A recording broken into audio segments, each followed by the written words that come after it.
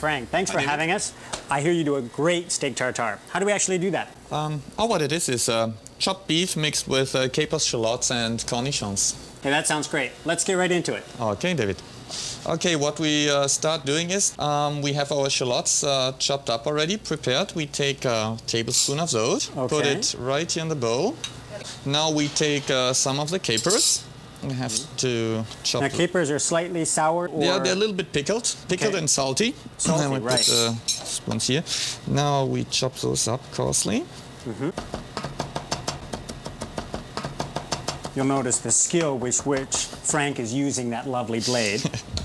Yeah, you should use a sharp knife, because with a sharp knife you're less likely to cut yourself, because you're so afraid. Right, with the dull knife you can slip off everything. Exactly. Okay. Now we take some of the little cornichons that are just tiny little French pickles. Okay. Not tasting like, you know, the regular big, you know, Polski or Gorki. No, also much more elegant, much milder. Right. And these two, we chop those up. Okay. We're adding these just in here. All right. So now we take a little half a teaspoon of the mustard. Now this is a good strong Dijon mustard? Yeah, or... that's a nice Dijon mustard, very hot. Okay. That's very good. Then we take a little bit of ketchup, which is not really the classic version of steak tartare, but it gives it all a little mild sweetness to the steak tartare. That's our pastis version here. We give a couple of drops of Tabasco. So you've really got a hot, sweet, pungent, salty which makes afterwards the steak tartare very, very interesting to savor. A little bit paprika. And this is a hot or mild? It's a rather, it's a mild one. Mild one. It's rather mild because the Tabasco gives enough heat already. Exactly. Now we're taking some parsley, chopping it up.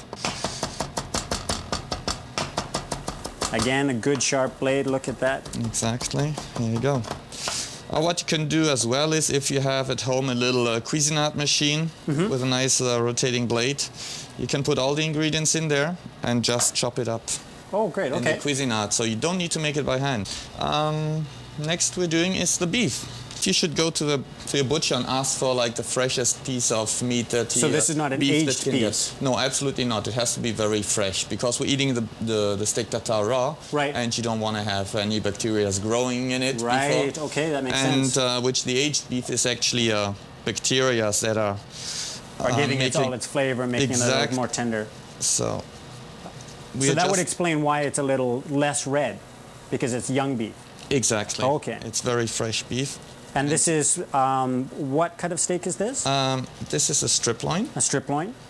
Okay. Which is a little bit less tender than a tenderloin, but it's more flavorful. And because we're cutting it up anyway in small little chunks, it's still going to be nice and tender. And now we're cutting this on here. So the strip loin actually coming from the back part of the animal, meaning it's a little bit of a mover muscle. That's why it's a little more tasty. That's correct.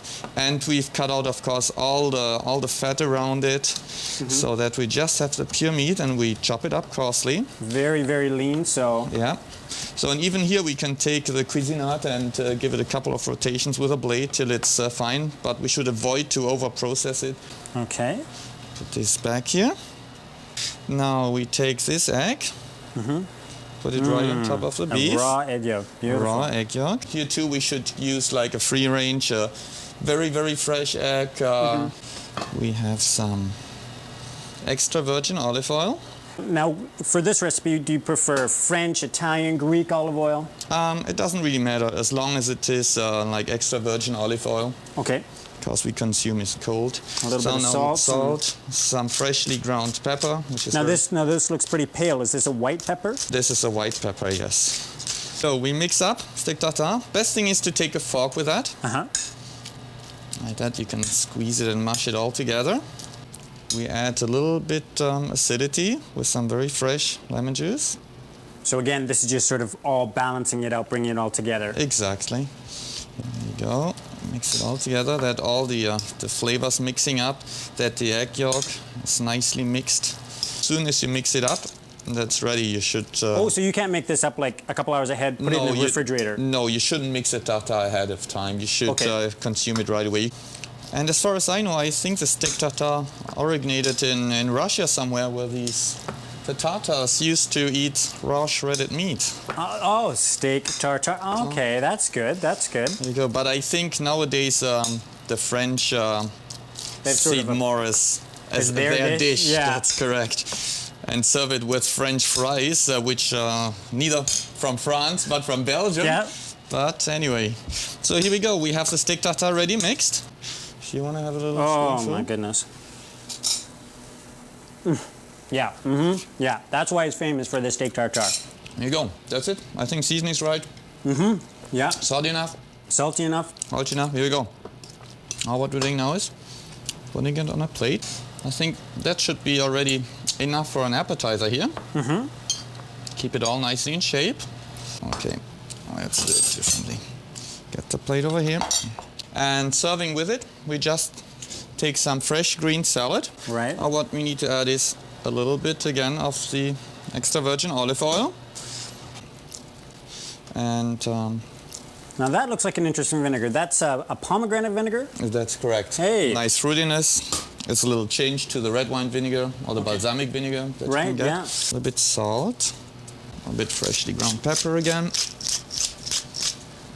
Well, here you go. Now we're tossing it up. Putting it right over here. And with the steak tartare and the salad, we're going to serve some freshly toasted French baguette. Yep. Or if you have some French fries deep fried at home, you serve some freshly... so not just for cooked steak anymore, French fries can be with anything.